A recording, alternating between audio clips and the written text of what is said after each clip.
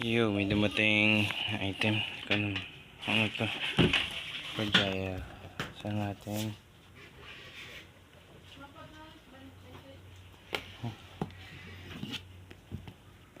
Yun. Ang natin. Ayun. Dumating na yung ating basket. Wow. Sobrang solid.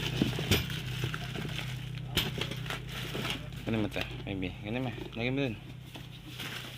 Wow. Yan, ito yung basket natin sa bike. Ayan, kasi lagi tayong inuutusan, bumili. Mahirap nang matapon yung pinamili, diba? Yan, nakabit natin sa bike to.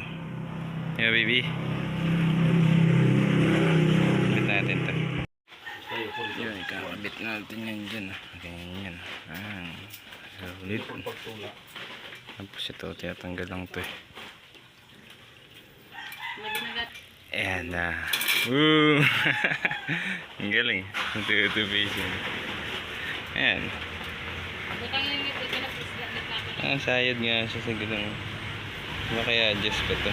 Ay, pwede siya i-adjust. Ayan, dapating na ang ating hinihintay. Ayan, box na. Ayan natin. Ito, upuan ng bata sa bike. Ayan. Pinakaupuan niya. Nakabit natin ito bukas sa bike. Ayan. Bakal. Ito, apakan. Ito yung hawakan niya. Ito yung apakan. Ito sa baba siya. Tapos ito yung mga tornilyo. At yan. Yan o. Titingnan natin kung maganda ito bukas. Alright, hindi mahirapan po sa bike ang aking anak. Lambot po nito. Yo, ikakabit natin itong bike dito sa bike seat dito sa ating bike. Ganito ata siya.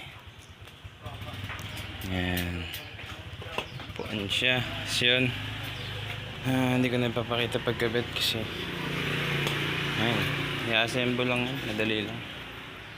Pakita ko na lang pag ayos kabit na. Alright, yun, nakabit na natin ang puan. Gagalaw siya. Yan, nagigil lang siya dito.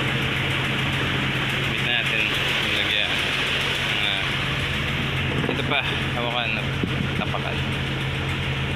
Ayan, nakabit na yung handle. Ito naman na ilalim. Ang kana to, may ganito ata. Ikaw lang kung paano pa ito.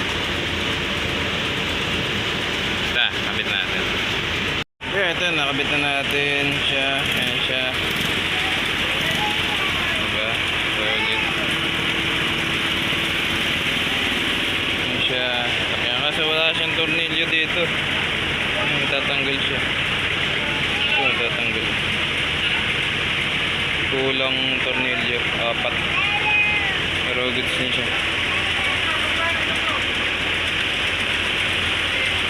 Anyway, babay ka na.